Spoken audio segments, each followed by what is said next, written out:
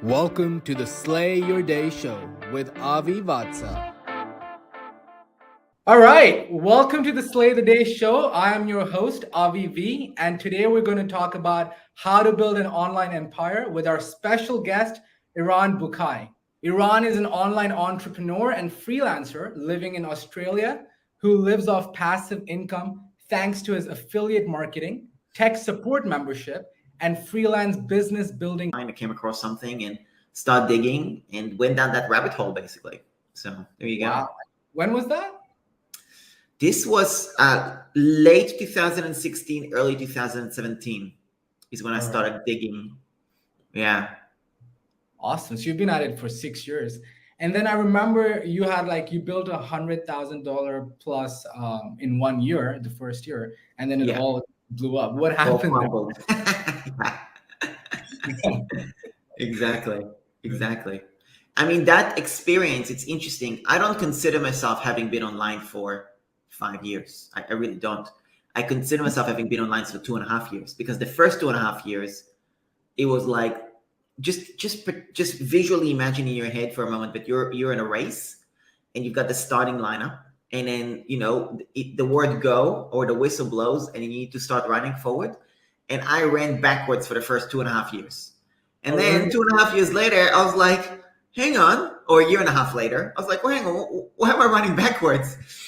And then I started running forward, and then it took me a year to catch up. And then the last 2.5 years, I've been from the starting lineup. So I really consider myself being online for 2.5 years, even though one could argue and say, well, that's the learning experience. And that's true.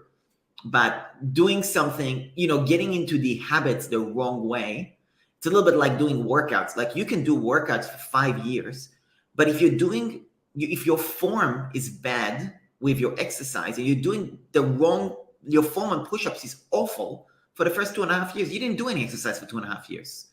So that's kind of how I view it. Totally. I mean, that makes total sense. But like you said, you were doing it wrong. So you learned what the wrongnesses were, and then you know what the rightnesses are now. Yeah. But that's very interesting, because I'm a big fan of your content, and I've done I think one of your courses as well. And you have this community called .com Truth, right? Yeah. And what is it? Can you tell us a little bit about it? Yeah, the whole idea, it's a play on words a little bit. You've got the book .com Secrets from Russell Brunson, which I love his books. I'm not really heavy on the ClickFunnels community. It's not really my thing, but I love the books. The books are great. And in general, I love books as well. So, and there was a point where everybody were copying Russell, right? And everybody were doing basically blah secrets, topic secrets, dropshipping secrets, Amazon secrets, freelancer secrets. Everybody, dozens and dozens of these secrets book. And I thought, I'm not doing the secrets game. So I call .com Truths, because to me, it was more communicating my way of doing things, which is it's very non-hypey, right? And I really don't like the hype that exists online, massive growth and, make X amount of dollars in X amount of time. And I did that marketing, even in the first year. I would say I'd made my first 100K in the first year, in first 8 months. And it's true, I did. But that was the marketing that I was taught. And it just, as I really looked back, I thought it just doesn't resonate with me. And .com Truths, I think, kind of communicates. I just want to just say how things are straight up. If your company doesn't like it, it doesn't resonate with them, they don't want to follow me because they're still looking for that shiny object. That's cool. That's a reflection on them, not a reflection on me. I'd rather not play that marketing hype game and just say how it is. And that's what I feel is kind of the message I try to convey with the .com Truths brand, basically. Yeah, I totally agree with that. So there's 2 points here. So I want to know, you mentioned, I'm going to follow up on the high school thing, because it's so true, even in our country. If you don't have even a graduate degree, you're basically nobody, right? But so I see on your social that you're really big and you taught yourself a lot of the things from reading books. Is that true? Yeah, a lot of stuff from reading books, for sure. Books are limited in some ways, obviously, because it's text-based primarily.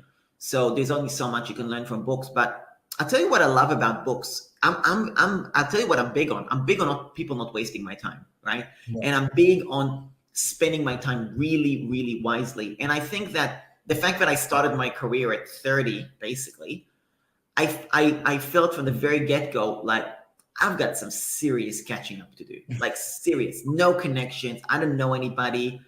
I don't know anything. Like just freaking clueless. I didn't even have a social media account when I was 30. Like, nothing. So I felt so behind that I felt like it's a little bit like immigrants, they're kind of, you know what it's like. I mean, you're from India, it's not as advanced as other areas. So you feel like you've got some catching up to do. So I kind of felt that in that way, and I think that was really a point that was important to me to really just focus on my time. And what's beautiful about books, I've written a book, right? It's on Amazon, Beginner's Guide to Email Marketing. And the amount of effort and the thought process we put into a book versus what we do with, let's say, a podcast. A podcast is just a casual conversation. That's all good. It's awesome.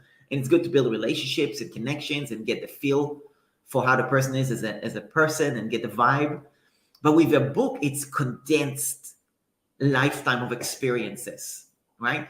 So it's like you're tapping into someone's life and you can consume it in 2 or 3 hours, right? Yeah. And that's what I love about it, right? So I can really just, instead of spending 2 years figuring stuff out, I can just tap into somebody's 2 years of experience who summarized it. And that's why I feel it's really good to really do that. Even if you don't love the whole book, you could still get it that way. So that's definitely one of my favorite ways. That's awesome, man. All right. And so then that comes to my next question. So I'm also not a big fan of the ClickFunnels community, like the hype and the shiny object syndrome. I've gone down that route and I've seen it in application. But would you say that .com secrets and expert secrets and traffic secrets, the secrets trilogy as books, are they a good starting point for someone? Phenomenal starting point. They're Yeah. phenomenal. They're one of the better books for sure.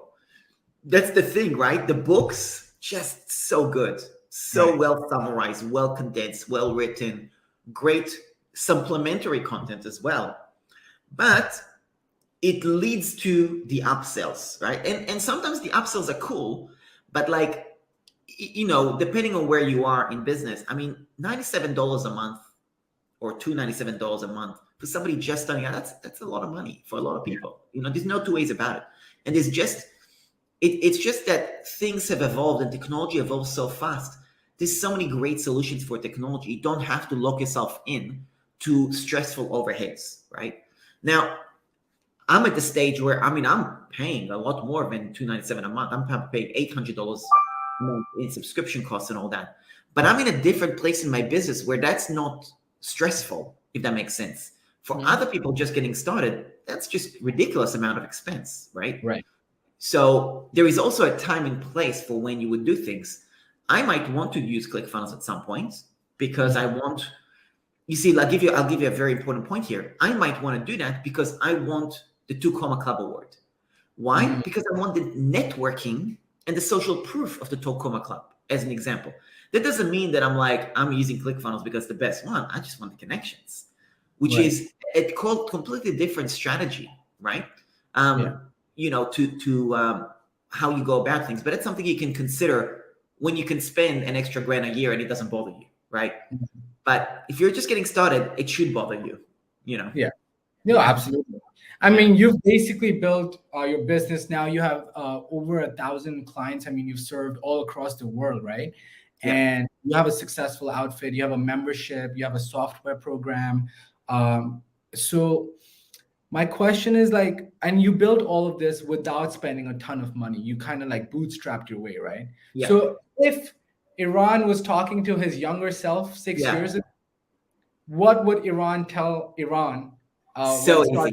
So easy. Tell me. Really simple. Get a high income skill and go get your first customers this weekend to test out that skill with them. Not next month, not like do a course for 6 months and then go. No. Get a skill. Go find your first client this weekend. Even if it's for free, even if you tell them, hey, look, I've just done this course on XYZ. I want to practice my skill. I want to deliver something for free. I'd love to serve you if this is helpful to you. If you want to pay me at the end and you got value from it, I'd happy to get paid for it if you feel like I should be compensated. And if not, I would greatly appreciate a testimonial even. That will be fine enough for me. Go get your first client, go practice. Start doing it that way. Awesome. But what kind of skills and how do you learn these skills? Totally. So for example, I'll give you a classic example because this advice, this is what I love about this particular advice and why I would give that advice. It's not an advice I would give to my younger self. It's an advice I'll give myself today, right?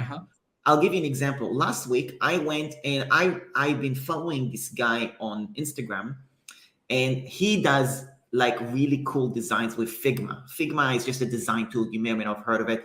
It's a really cool design. So it's like Adobe used to be the market leader. Now you've got all other tools that kind of compete, Canva and all that. Figma is like the next level design tool, and it's just really good for UX, UI design, for websites, for apps and stuff like that.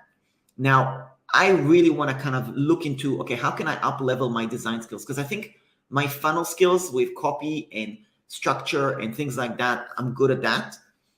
There's always room to improvement. There's no, you're never like, these people are way better than me. And it's not like to say, okay, I've reached the ceiling. There's always more. But I feel like from a design skill, I could do so much better. So I went and I bought this course. It was $15 on Udemy. And we're talking about like 20, 30 hours, and it is freaking detailed, right? So I went and bought this course because I'm like, okay, I want to learn these skills and I want to learn how to convert the design to an HTML and upload it to my website.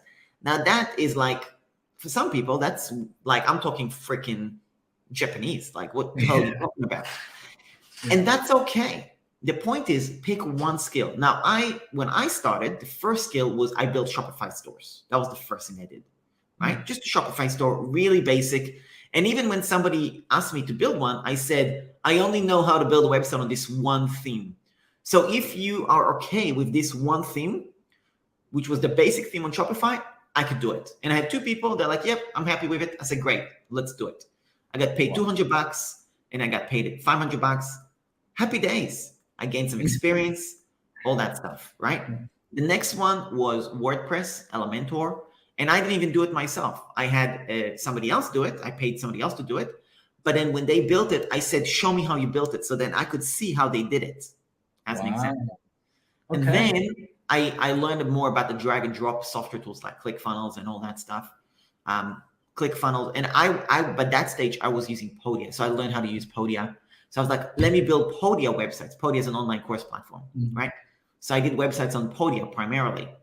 And then I evolved to other things. I started doing Kajabi, New Zenler. I did some ClickFunnels. I did a couple of Kartra, integrating email marketing tools, MailerLine, GetResponse, ActiveCampaign, and you're adding more and more and more stuff.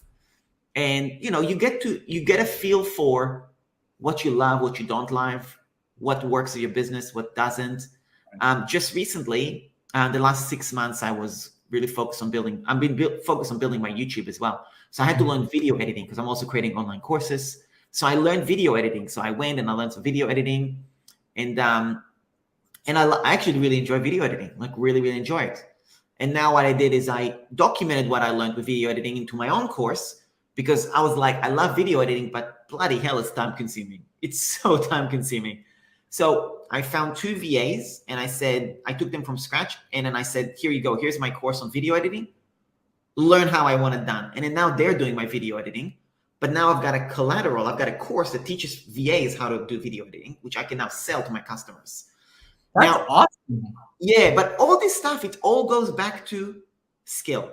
Just get one freaking skill and then practice. And practice with customers. Don't just practice on your own.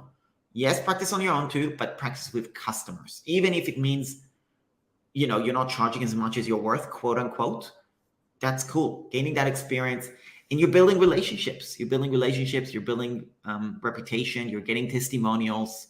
And then you can leverage that in different directions that you don't even realize, right? Because I just gave you a spiel of how I'm utilizing it in different angles. You didn't even think about that when you're getting started. But as you follow this advice, you'll start to be like, oh, then I could use this here, and then I could use this here. And all of a sudden, you're multi-talented, and you can really charge much more. Damn, that's awesome. All right, yeah, and that's really true. It all boils down to skills, but obviously Yeah, some skills are more high rewarding than other totally, skills, right? But totally, then what you just said sounds super overwhelming, and I'm sure a lot of people would find totally. that time and energy to a skill super overwhelming. And I've seen on the internet, because I've also gone down your path and built a lot of skills. But somehow one blog leads to 20 different things, and so it's like down the rabbit hole, and you get I super know. confused at the end How of it. far do you go? Yeah. And, and Yes. and this is why the biggest part of this advice is don't get stuck in the learning phase, but go get your first client this weekend. Mm. That's the difference between my advice versus the go and learn. Because yeah, you could do a million certifications, but because there's so much stuff for free. I mean, this Google does freaking certification for free. HubSpot, amazing stuff they have. But the key is go practice with your client, because you can't understand it enough until you practice with a client. So when I did my video editing, I mean, the first thing I did is I went and got a client. I had two clients. They both paid me $1,000 to create a video for them. And I spent 20, 30 hours creating the video for them. And then I learned that I freaking hated doing that, but I learned how to do it. I got paid for it. And I was like, okay, great. Not my thing. Let me do something else. That was video creation. It was a little bit different to video editing. Right. Like it was like whiteboard. Like it was a bit more, I just didn't like it. It was just way too tedious for me. Yeah, it's intense. It's very time consuming for sure. Yeah. But then that's where you can just jump ship and move to something a little bit with you. Like, okay, I'm getting traction. That's where websites really got traction for me, because I enjoyed that process. It was fun. It was easy to deliver, and it gave me passive income as well. So wow. And now you basically build a website with somebody online in person in a couple of hours, right? Yeah. 2 to 4 hours, depending on the website, depending on what they need to build, and depending on the software too, because some softwares are easier to use than others. Right. So somebody could go to my YouTube channel. I've got a video, sales funnel building A to Z. It's an hour and 48 minutes, and that is literally an entire webinar funnel from A to Z. We didn't have copy ready. The domain wasn't connected. The email wasn't connected. The emails weren't written. Freaking nothing. And we just did it.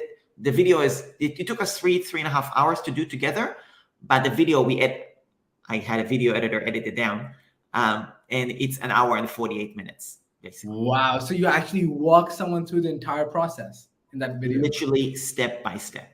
That's amazing. Where is this? On YouTube? On YouTube, yeah. All right. This is great. So, and the next obvious question is, okay, I'm learning this skill, but where do I find my clients? Yeah, totally.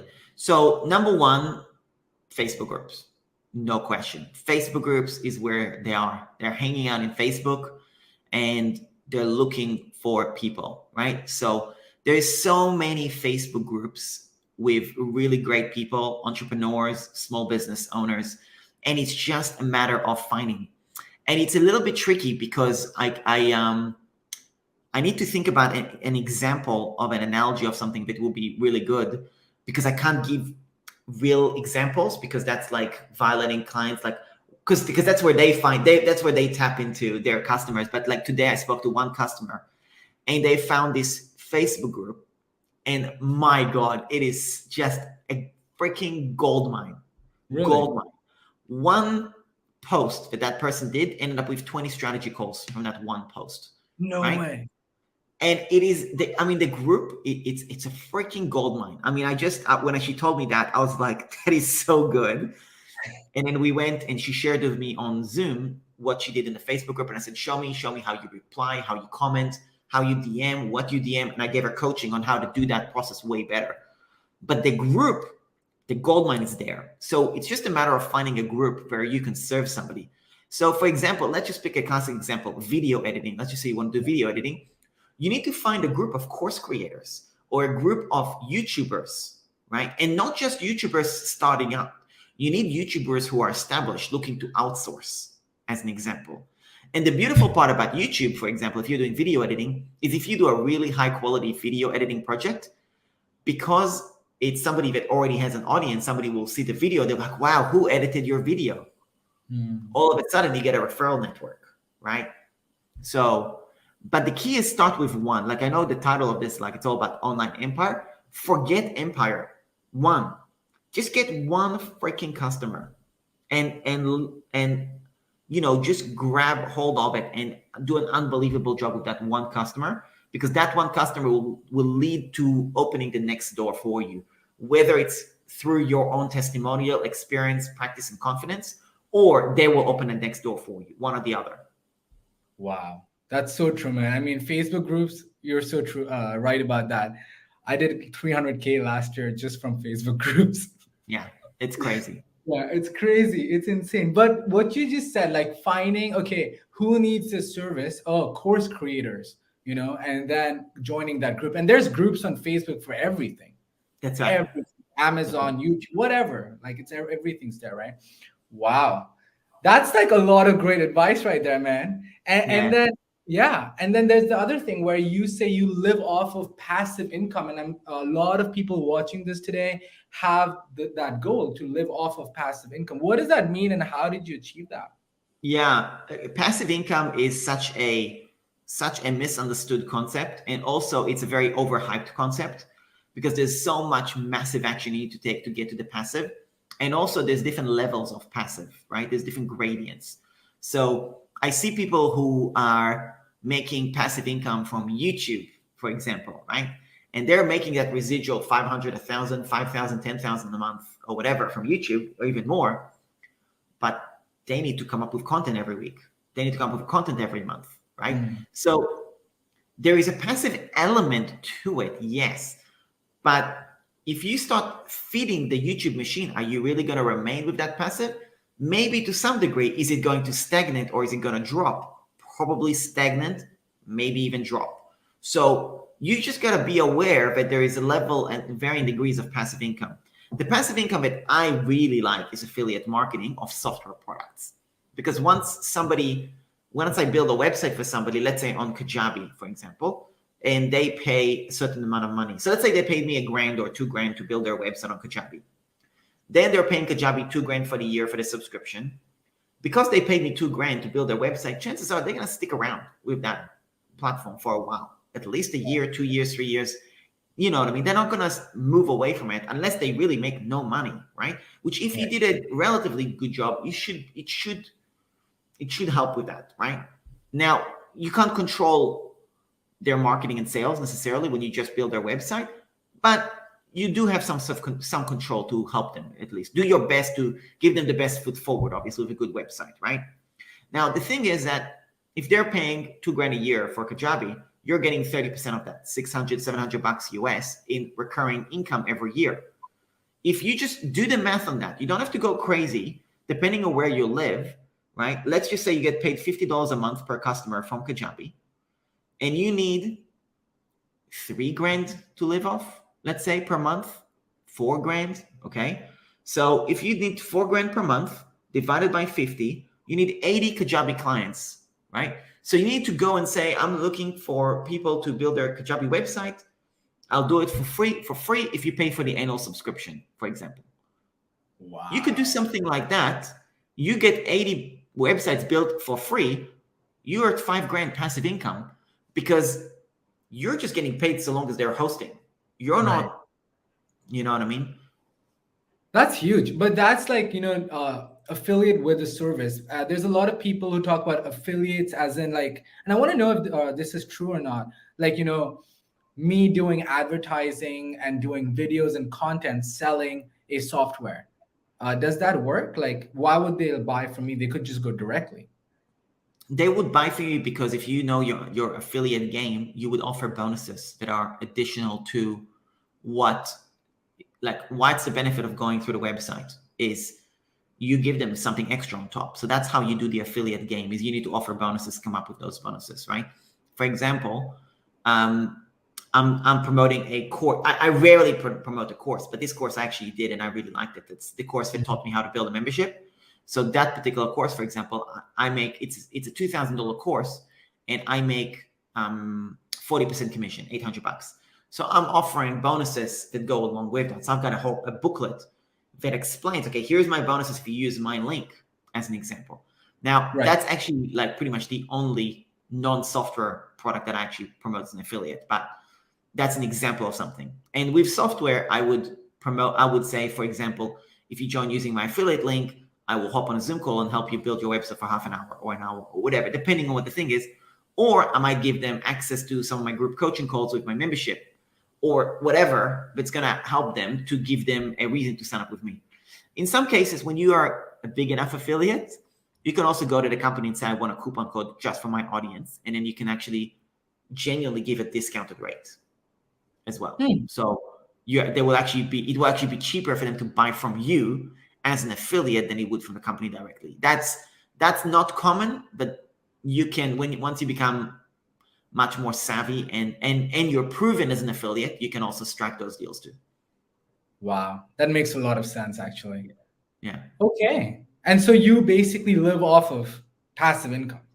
Yeah, from the affiliate. So let's put it that way. My affiliate income, it's not huge. It's not a six-figure affiliate income, but it's enough to live on. So if I stop working and I only live off my affiliate, I can do that, basically. Wow. So yeah. And then I also have the membership, but that's recurring. And that's definitely that's not passive. There's a lot of involvement. Like I do 3 group coaching calls per week. So that's, 8 hours of my time per week.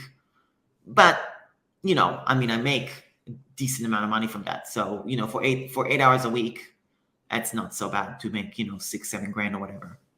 Exactly. It's amazing, actually. Yeah. And so what was the biggest mistakes that you made? And what are the loopholes that most people fall into when they first start out?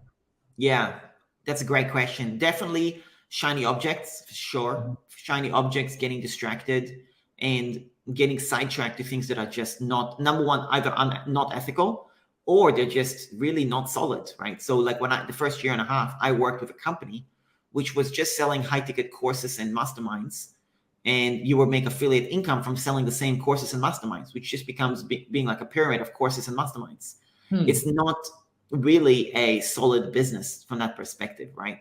It's very different to buying a Udemy course where you learn a skill and then you go find a customer who you can serve with that skill. It's very, very, very different, right?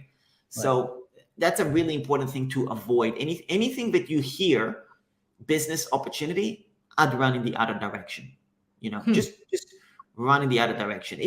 There is no business opportunity. There is a skill, there is a market, and you can either fulfill a demand in the marketplace or you can't. And all this other stuff, I like to call it like a synthetic. It's like a synthetic, you know what I mean? It's not a real thing, you know what I mean? It's just not, So if you can find somebody that has a specific problem and solve that problem, that is the sole focus. And you should focus on finding that one person this week, right? And not procrastinate over it and not be shy about it and don't be introverted about it and don't be scared about it. And if you have all that stuff, I know it's maybe a bit of an uncaring mindset advice, but just freaking get over it. If you were in my shoes where you had no income and you were on the unemployment benefit and you didn't have money to pay for Wi-Fi, you'd go and you'd be necessitated to go and, if you had no money for food tomorrow, you'd go find a client. You know what I mean? So it's all about shifting that mindset and not be, number one, not being lazy about it. Number two, not being comfortable about your situation. And if it means putting yourself in an uncomfortable situation, because that's going to necessitate you, I don't recommend it, but you need something to put you into action. And that's, I think, the bigger difference, right? And I think it's really important to dive in to do that. Yeah, and I think all of that you've said so far with the skills and the clients and the Facebook, it's just a replica. You do this and then you replicate it and scale it, and it's a long-term thing. I think most people fall into the loopholes is because I want to be a millionaire today. So those even Russell Brunson's 30 days to your first million or whatever.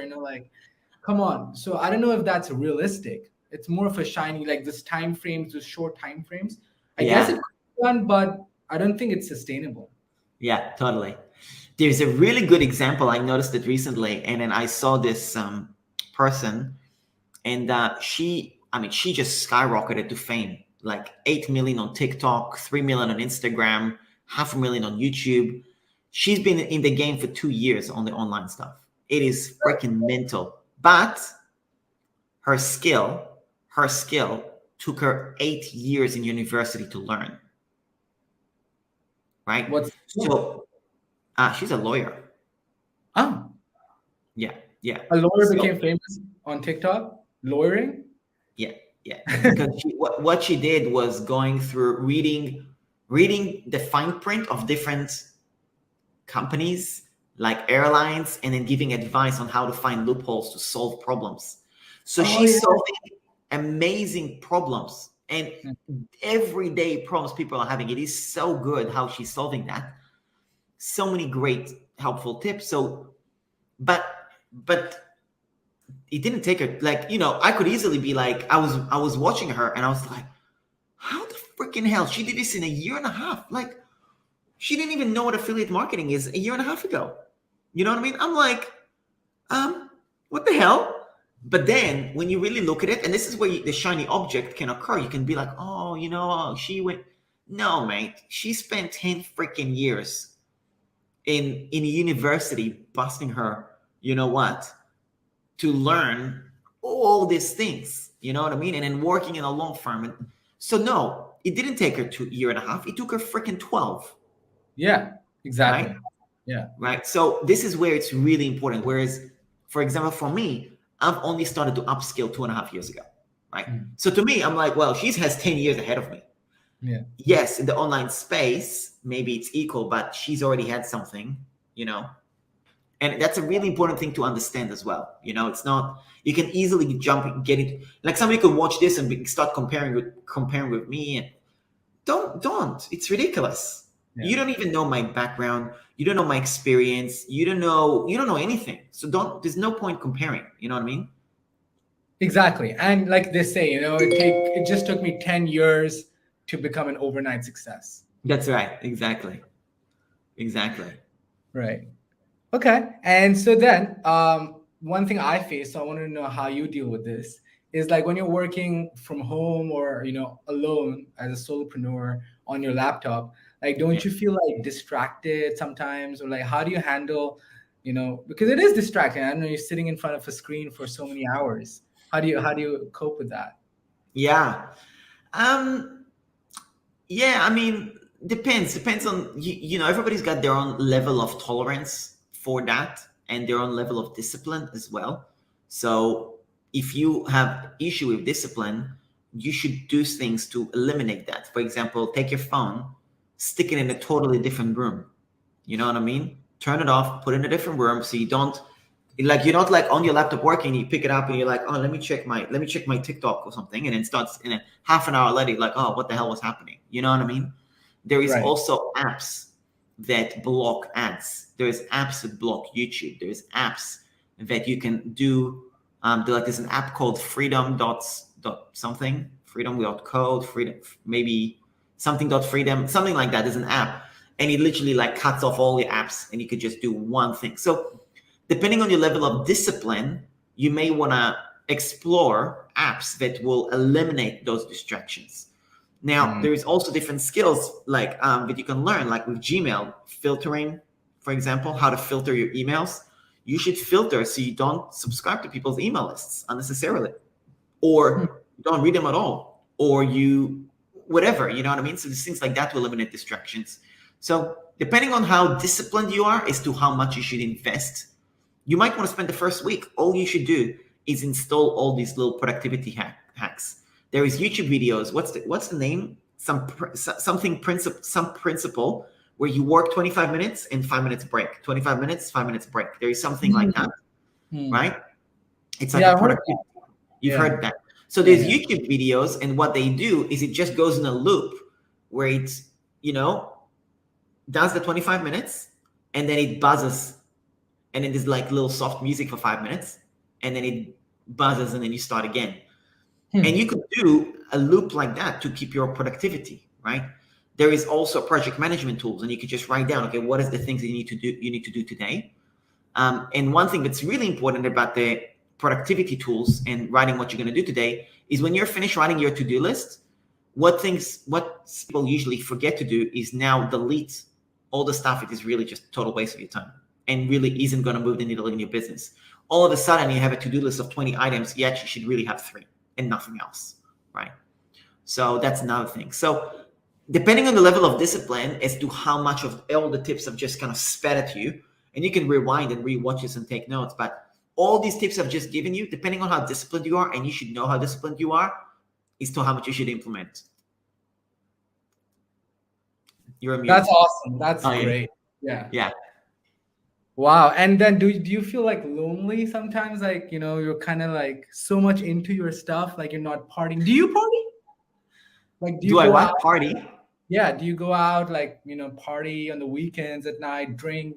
Like, because you're so committed. I'm looking at you. You're focused on this work. You're creating this digital empire. That's why it's named, because you're like killing it on all platforms. You're coming up with new courses.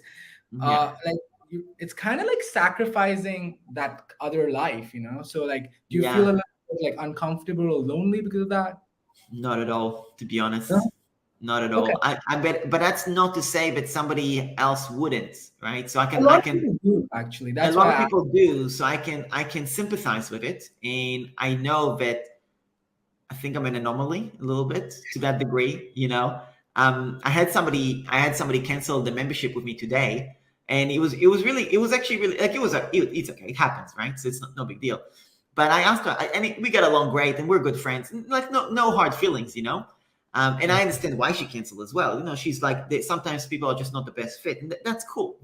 But I said to her, I said, could you tell me what do you think could be better? What maybe didn't resonate with you? And she said, your hustle just doesn't resonate with me. She's a mom of 4 kids. She's just in a different spot. That's understandable. And I don't expect anybody to want to hustle like I do, because I'm a freaking maniac, right? So that's okay, right? But I would say that, like, for me, I play indoor soccer every Monday. So I do that. I've got a personal trainer that comes to my house, because I got a gym in my place. He comes twice a week. So Wednesday and Friday, we do that. And I do virtual co-working calls with my members every Sunday, Tuesday, and Thursday. And then I hop on Zoom calls with clients whenever I feel like it. And I work with people on Zoom. So do I feel lonely? Not really, to be honest. I just don't. And, I talk to my family every week. So I've got that. So I don't know. I just don't have that. And it's not even always been that way. I've sometimes, maybe 2 years ago, I wouldn't be as have all these extracurriculum stuff, whatever. I would just be like working nonstop. But I'm just not that type that emotionally needs that. I don't need to feel, you know what I mean? I'm just not that. It's just not my, I just don't care. I don't go out partying. I don't go to parties.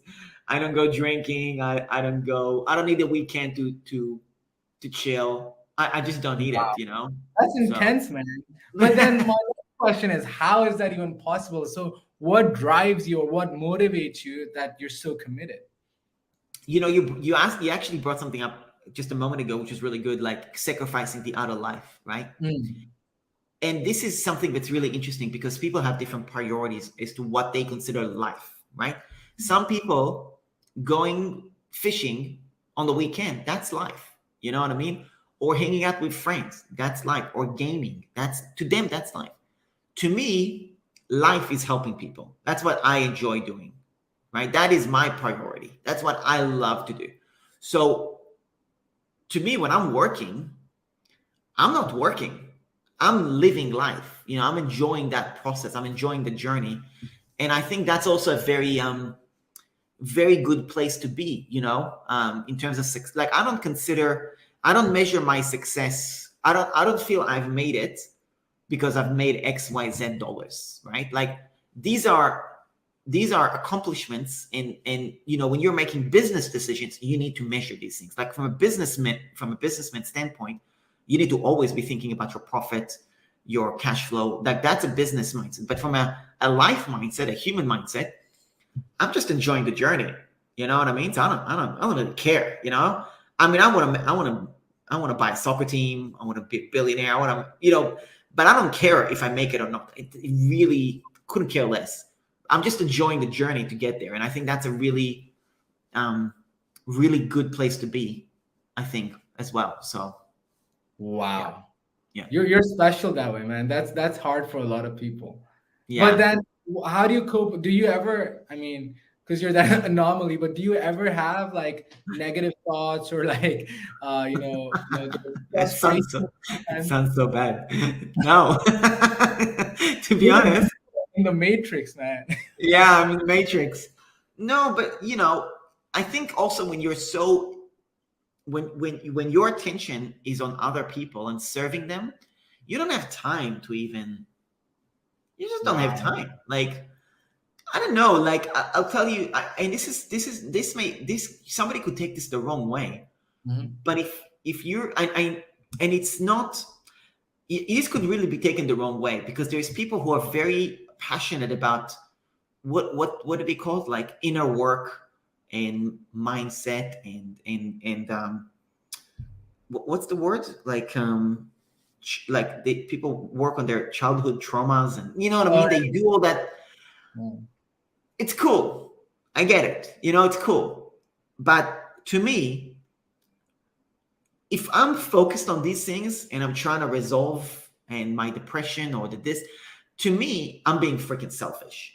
That's my perspective of it. And that, I know it sounds horrible for people who are, because there's people who generally are going through times in their life where, and with this freaking war in the world right now, it's like, I'm not sympathetic to freaking stuff that's going on. Like, obviously, there's people who are fighting for their life right now.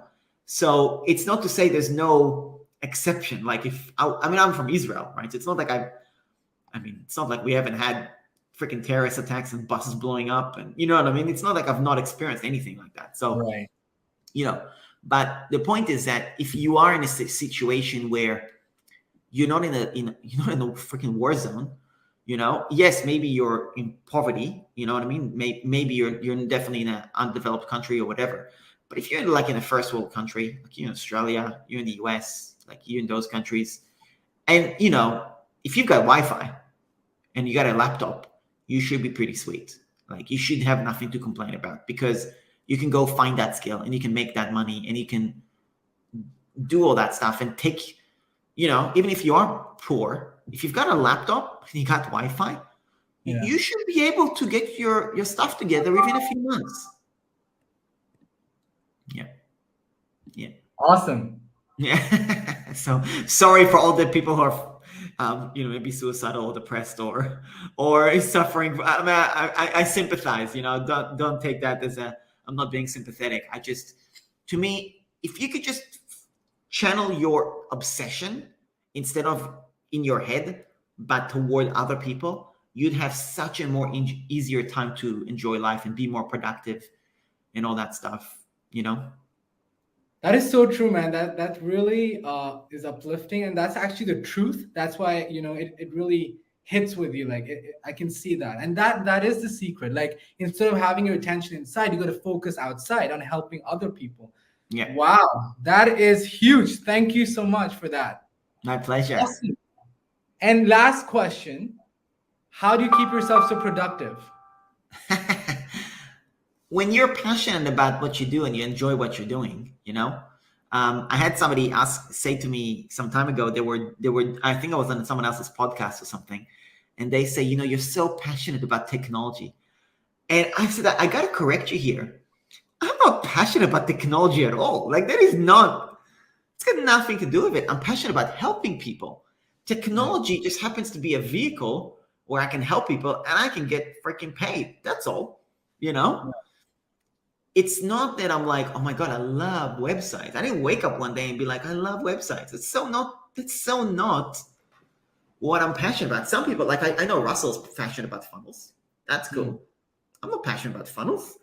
I'm just passionate about helping people. And this is a really good vehicle that I've gotten good at, I mean, I would happily find other niches where I can help people,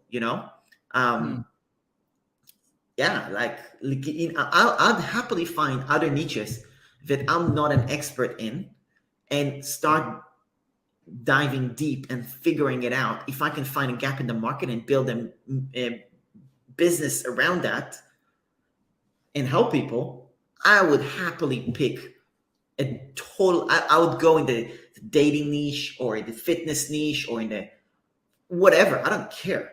If I can find something that resonates with me, that I can help people, and I can find a gap in the market that genuinely solves a problem, I'd happily go for that. You know what I mean? So I think that's a very important point as well. Like when you're how to stay productive, just focus on finding that thing that kind of drives you. You know what I mean? So I'd happily get out of bed. I mean, it's 11 p.m. here. I'm just starting my day. You know what I mean? You don't get up at midnight to start working if you're not enjoying what you do. You just don't. You know what I mean? So Exactly. Find something you really enjoy, and so on. So I think that's really important, and find that balance where it's something you enjoy versus and in collaboration with something that you can get paid for too, because you can't get paid for every little thing you like. I like watching movies. You know what I mean? I'm not going to get paid for watching movies. So, Exactly. Yeah, so true. My goodness, this was like the most epic start to a great podcast. I think this 15 minutes, if someone watches it, they could literally like cut their learning curve way shorter and Totally. go right in. And I think you have more nuggets to offer, more courses, and you're a very helpful person in general. Where can people come find you and connect with you and get your help if they need? Yeah. I think the best way is to just come to my Facebook group. That's one option. Another option is if they they could just go to my YouTube channel, my Instagram. I've got a lot of free stuff there. If you want to connect with me on a more personal level, the best way is to actually just subscribe to my list and then reply to the email and say, hi, I watched your podcast on whatever. And, this is what I do. This is who I am. And, do you have any suggestions? Do you have any pointers? Just shoot me an email joining my list. So you can go to website DIYcourse.com. It's a good place to go. Or eranbucai.com. Doesn't really matter. Any of my websites. I've got a few of them, but yeah. Awesome. So the main one would be DIY website DIYcourse.com. Oh, websites DIYcourse.com and eranbucai.com. Yep. Awesome. Thank you so much, man. Yeah, it was great having you. And guys, if you liked it, like, comment, share, and subscribe to our podcast so that every week on Wednesday, we'll go live with amazing guests and giving you tips to slay your day. The Slay Your Day Show with Avi Vatsa.